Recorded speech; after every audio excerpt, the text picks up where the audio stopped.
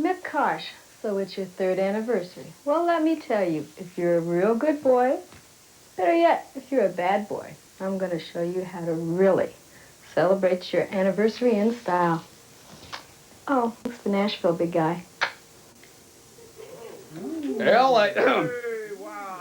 I've never been to Nashville. Ladies and gentlemen, with me at this time, the dynamic duo of professional wrestling in the AWA area throughout the 1960s and the 70s. To my left, Al DeRusha. To my right, Roger Kent. And how about, yeah, let's hear it for these guys. This is what we grew up with here in the state of Minnesota. And Al, I'm going to start with you. A return visit after you stole the show, of course, last year at the anniversary celebration. Tell the fans again, what is Al DeRusha up to these days? Well, right now I'm with the Outdoor Amusement Business Association. It's a trade association for the traveling carnivals. There are 500 plus carnivals in North America, and we represent them on legislative actions that might have to do with our outdoor amusement business.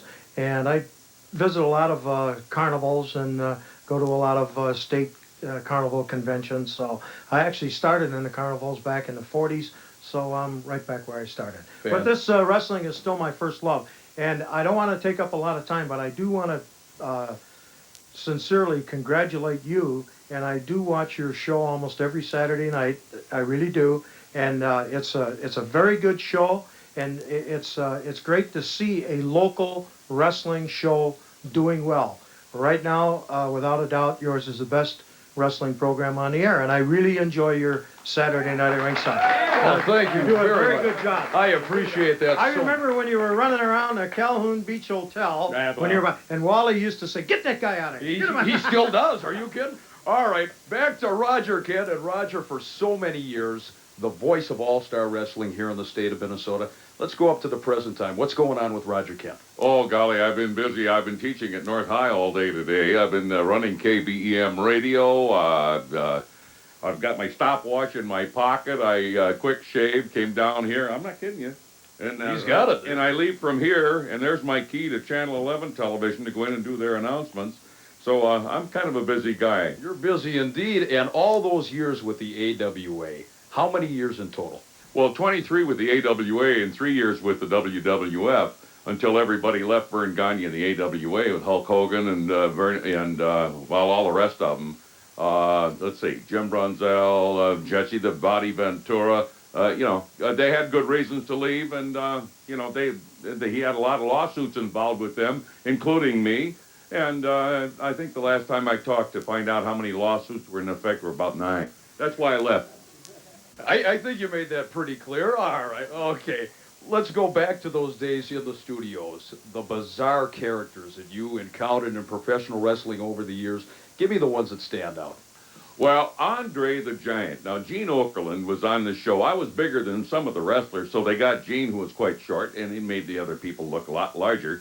But he took Andre the Giant's ring and put the ring, and it took 3 of Gene's fingers to fill that ring. That's how big he was. That's the most awesome person I ever saw. Oh, there were people like Baron von Raschke who scared the heck out of you. Ivan Putski. Gosh, I could go on down. 23 years of mixing up with these guys. H.B. Hardboiled Haggerty, you name it. And Gene Knitsky. You want to go on from here? That's a bit of history, and we all grew up with that. And there are many of us who long for those glory days in professional wrestling. Al, we're down to 1 minute right now. 1 minute. Now, I know, yeah, it goes quick. You and Raj were involved in the promotional end of things as well, something that a lot of the fans aren't aware of. Yes, we had a promotion organization called Pro Wrestling Promotions, and Roger and I promoted, I think our biggest year we had 97 towns, 97 promotions in 1 year. We did that for 10 or 11 years and went all over the 5-state area and worked with, all the greats in the AWA. And as you say, the greats, I guess they all got their start in the AWA, and those big stars who are on all of the wrestling programs and are with the wrestling organizations all started out, and you've got a guy here in the studio, a tremendous amount of credit has to go to Wally Carville for just about every star you see on television today. Ladies and gentlemen, Roger Kent. and Al DeRusha from the glory days in pro wrestling. Hi, this is Jim Cornette, the world's greatest wrestling manager and a humble sort of guy myself, wanting to wish a 3rd anniversary to one of the hottest wrestling programs anywhere in the country. And if they ever find out where he stole it from, he'll be in a lot of trouble. Saturday night at Ringside and Slick Mick Karch. Happy 3rd anniversary, Mick. Ever since you've been on the air, people decided to quit breathing it. It's your buddy. Ladies and gentlemen, thank you, Jimmy Cornette. My guest in the studio right now, you talk about the great promoters in the history of professional wrestling, Sam Muchnick in St. Louis and Paul Bosch down in Texas. But this man right here, and I'm sure the studio audience will agree with me, is #1, back again for another anniversary show, Wally Karbo.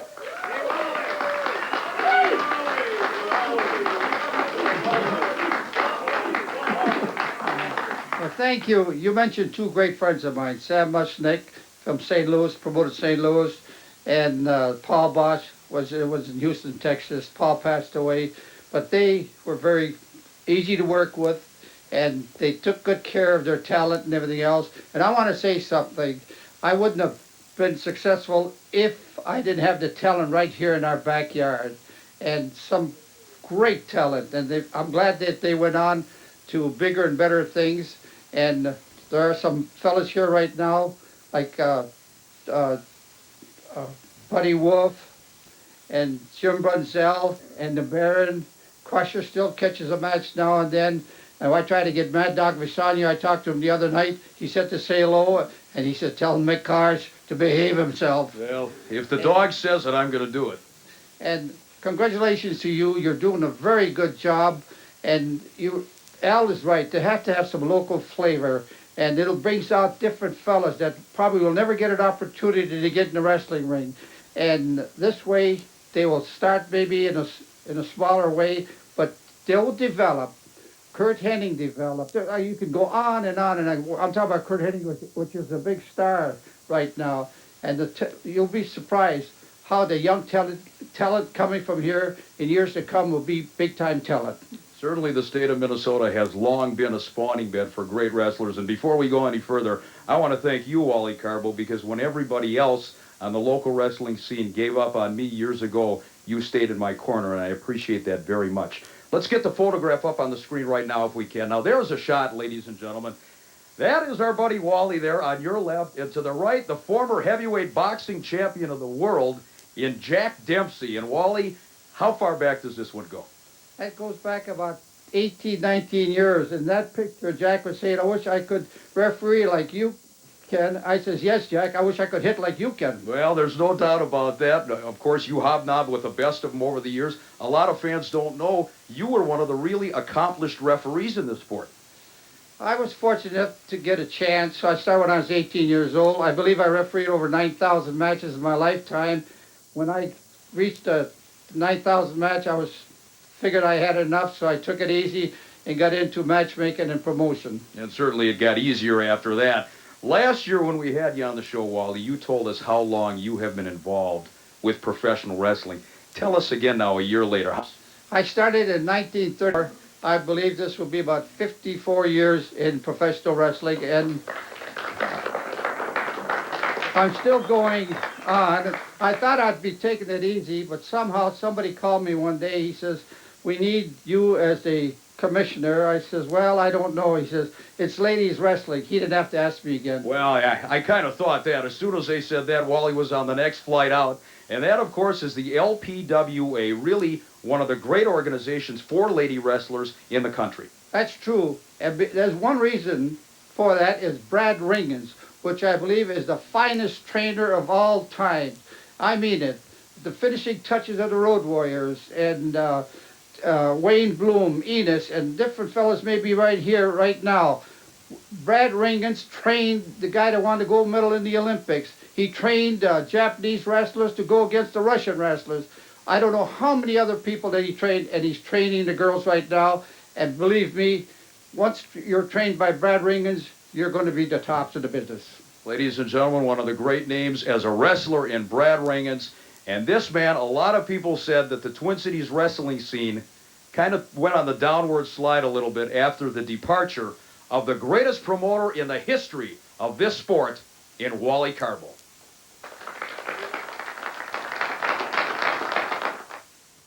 Wrestling fans, supplement the great coverage you receive on TV 23 by subscribing to the SNR Suplex. Each monthly issue contains news, trivia, and fan feedback beyond what you see on television. Interviews, editorials, and even idle conversation by the Golden Idol.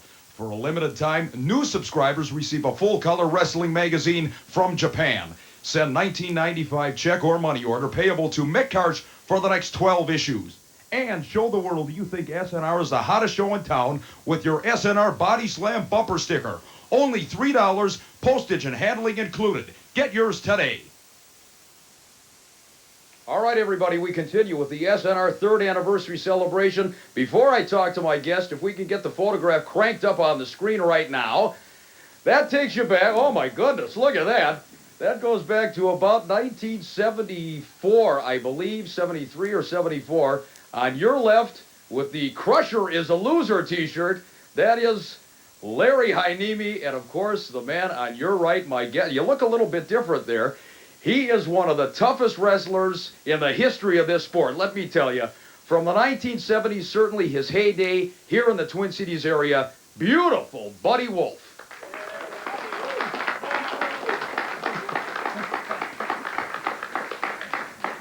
Well, I don't know where you dig these pictures up, but There were a few moths that flew out of there. It's great to have you back, buddy, and you look absolutely tremendous. And, of course, that one going back, as I said, about 1974. Yourself and Larry Hynemi, quite a combination here in the state of Minnesota. I have to say that the fans at the time didn't appreciate your talents perhaps as much as they do in retrospect. Tell me about Larry Hynemi. Well, Larry and I played football together and wrestled together in college, and as a matter of fact, it was me that kind of decided that this guy is not meant to be a probation officer, which he originally was going to be, and I suggested that he maybe talk to Bob Rasmussen, who was going to St. Cloud State at the time, finishing up his degree, and so he talked to Bob, and then he ended up training and started wrestling professionally, and I went and played football a couple of years down in Norfolk, and Larry and Gene Anderson were wrestling down in that area at the time, and I taught school down there 1 year. I coached football and wrestling, and it took about 6 weeks, and I realized that teaching wasn't for me, and I gave Larry a call, and we started working out, and when my contract was over for the teaching year, then I started wrestling, And what a career followed. And as I mentioned, the two of you really tore up the AWA area. You're going back to an era with Jeff Ports and Billy Robinson and, of course, the Crusher and the Bruiser and Nick Bockwinkel and Chris Taylor.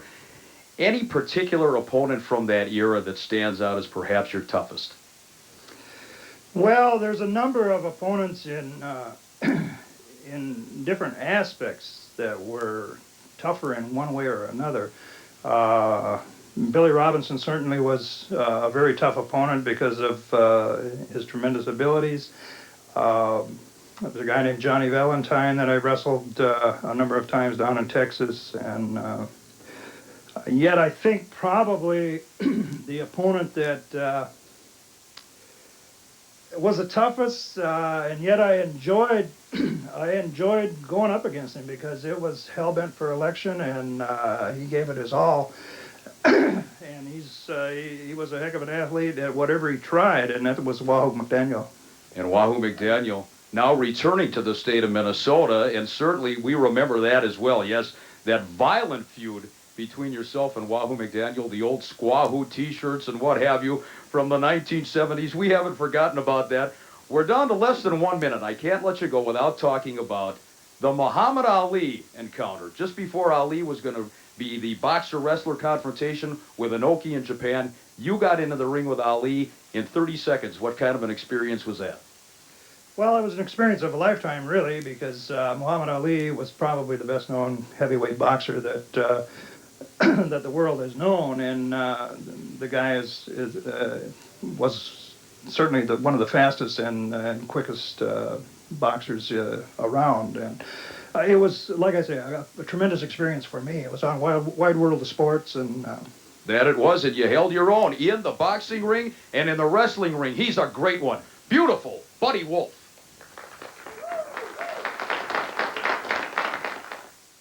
Last week in SNR Trivia, you were asked what wrestler who appeared in the AWA in 1987 used the nickname Dirty.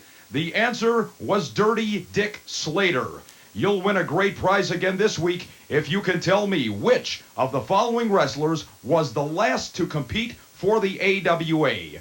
A. Buddy Landel. B. Pedro Morales. C. The Spoiler. D. Steve Regal. Send your entry to Mick Karsh, Box 2247, Loop Station, Minneapolis, Minnesota 55402 0247.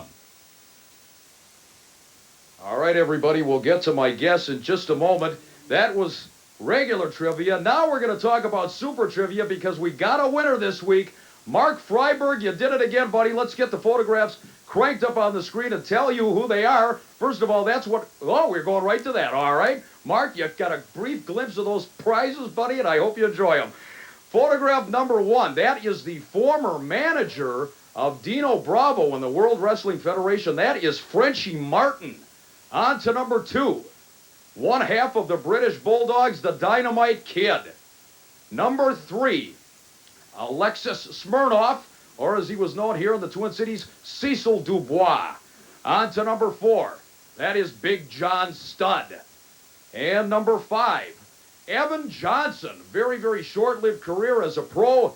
And number 6, Chavo Guerrero. Congratulations, Mark, and we'll have Super Trivia returning next week.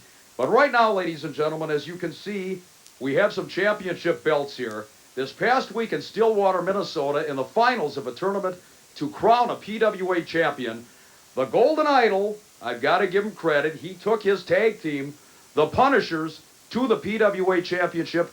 Your SNR suspension is lifted, at least for tonight. You know, Mick Karch, first let me congratulate you. You people shut your mouths. Let me congratulate you for 3 years of SNR. It is a good show, and I'm paid to say that. I got a check in the mail. Thank you.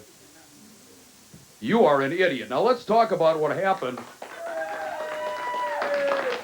Let's talk about what happened in Stillwater the other night. Yes, your men are the tag team champions of the world, but once again, ladies and gentlemen, it was you on the outside of the ring with a steel chair. We're not going to get anywhere with this, but at any rate, you nailed Tim Hunt with a chair, which of course set up the pinfall. I didn't nail Tim Hunt with a chair. I didn't say anything like that at all. My men won the belts, fair and square. Eddie Sharkey presented the belts to the new PWA heavyweight champions of the world. It's very easy, man. All right, okay, that's fine. Let me get to some of the other gentlemen behind me. First of all, let's talk to J.R. Carson, who, of course, now is known as Hammer in the PWA as part of the Punishers. And, J.R., I got to congratulate you, too. Apparently, you're at the top of the rung right now. Slick Mick, it doesn't get any better than this. Me and my partner's going to take this party right to the top. Let me handle this. Let me take care of this. Listen up. The Nasty Boy, or the, what are they called? The Wild The Boy. Wild Girls, Wild Girls, whatever they are. Listen up. They made 2 mistakes. They went to our hometown for one, Stillwater Prison. And the second mistake is stepping into the ring with the Punishers. Because we all know what happened. Because look what's right here. Hey, shut your mouth, people, while I'm talking. Okay, another thing, we're ready for anybody to come into the ring with us. Because they're going to go down 1, 2, 3. You understand? Yeah, The Nasty Girls went down, and everybody else is going down, too. And thank you I very have much. to say, Mick, you look pretty nice tonight. Hey. Oh, you're a delight. All right, let's get back to you. Obviously, there's a whole slew of wrestlers waiting to get a shot at you. Back at George's on the 13th, the Wild Boys in a return match. That's right. First at George's, it's going to happen. The Wild Boys, Wild Girls, whatever your names are, you want to get back in the ring with my guys, you're not going to be able to take it, boys, because that's what you are, sissies. Then, let's hit on something else. Tommy Farrar, we go back a long, long time. We've done a lot of battles. But this time, on the 13th of May, you're going to step in the ring with the Shocker. Tommy Farrar, the death penalty has been reinstated in the state of Minnesota. And Tommy Farrar, you're going to feel what the death penalty is all about. All right, okay, we're down to about 30 seconds. Not only Tommy Ferrara, but another man, I know a thorn in your side, Ricky Rice, the Captain Kangaroo chant starting to emulate here in the studio. Obviously, they're... At any rate, Ricky Rice, Charlie Norris, they're all after you. It's going to be a tough road ahead. There's no tough road because the Temple of Terror is the greatest wrestling organization that has ever been devised in the state of Minnesota. And anybody that wants to get in the ring, whether it's for the singles belt or more. But you know what? That guy, what is his name, Mick or Nick? Slick. What does he do for a living anyway? You know what he should do? That's a mystery to all of us. What he should do, he should get a real job. You know what you should do, Mick?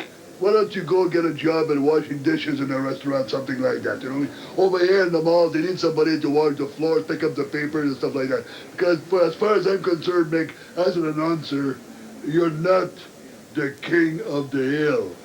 Well, let me get this straight. You see this? The king of the hill. As far as I'm concerned, Mick, if I was you, I'd get a real job. Baron, how about that Mick Karch? You think he would look good if he shaved his head? I don't think Mick Karch would look good no matter what he did. He could stand on his head. You know he's got a very, very lovely wife. Two kids, too. Very nice kids. It's too bad she's got such bad taste. Did you really mean that about my wife? Hey, oh, all right. All right, I guess. Yes, I did mean it. She is a very beautiful woman. And you're a very lucky man. Thank you very much, Barrett. All right. You'll know a cotton for your teeth. Ladies and gentlemen, obviously this man needs no introduction. One of the great names in the history of this sport, Baron von Raschke. Well, thank you very much. It's nice to come here and see you've got real people out here. Those people you had painted on the back screen, I didn't like that too much. Got to do something for ratings, Barrett. All right. Before we talk to you in depth, I never disagreed with you. That's true. The interviews didn't take 8 hours either. Pound in the forehead. If we could get the photograph up on the screen right now, look at that, ladies and gentlemen. We're going back with that one to 1966. But you know, Barrett, when you just turned 12 years old or something, is that actually a hairline I see around those temples? You look tremendous there. Well, thank you very much. That's an early picture of Robert Redford. Can you see the resemblance? Very, very close resemblance. All right, ladies and gentlemen, in the Baron von Raschke, obviously one of the true legends in professional wrestling. Baron, you have wrestled in just about every major arena all over the world, from New York, of course, Minneapolis, into Japan. Give me some names of those opponents that have stayed with you over the years, the toughest of all time. Well, I've always answered that question by saying my next opponent's going to be my toughest opponent. It's always the one that you're looking for, the one you're going after, the one you're training for. That's going to be your toughest opponent. I've wrestled some very, very great wrestlers, and you can read the roll call. Some of them are in the Hall of Fame. I've met them all. I've never taken a backseat to anybody. I go in the ring. I do the best I can every night. And that's all the people need to know. And he's been doing it for many, many years, ladies and gentlemen. And Baron, of course, both as a singles wrestler and as a tag team wrestler. Some of your legendary partners over the years, Horst Hoffman, Mad Dog Vachon, and of course the Crusher, tag team champions of the world. Did you have a favorite partner? Actually, I liked all of my partners. They were all different. They all had a different style. Horst Hoffman was a very, very smooth, scientific wrestler. He was in and out, and he could set people up for me. I could set people up for him with his style. Mad Dog, he was a basket case, you know that. Everything went. In the ring, out of the ring, up in the balcony. But he was always there. You could depend on him. You knew I knew what he was going to do, and he knew what I was going to do, and we just kind of clicked, kind of meshed. And Crusher, once I got to know him, we worked out to be a very, very good team. So I always had a good time with my partners, and we've always fed off each other, and it's always worked out as they're all great tag team partners. What a career this man has had. And of course, Baron at Comiskey Park in Chicago. Now times are a little bit leaner than they were years ago with 30, 40,000 people in an arena. But Hey, what are you doing out here, Baron von Raschke? You're ready for retirement. You know something? Baron. Oh. Ladies and gentlemen, what a way to finish up the 3rd anniversary special on SNR. Ladies and gentlemen, Baron von Raschke, thanks everybody for 3 great years.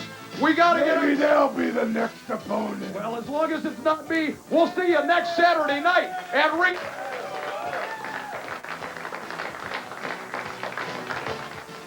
Stay tuned for America's Top 10, coming up next on TV 23.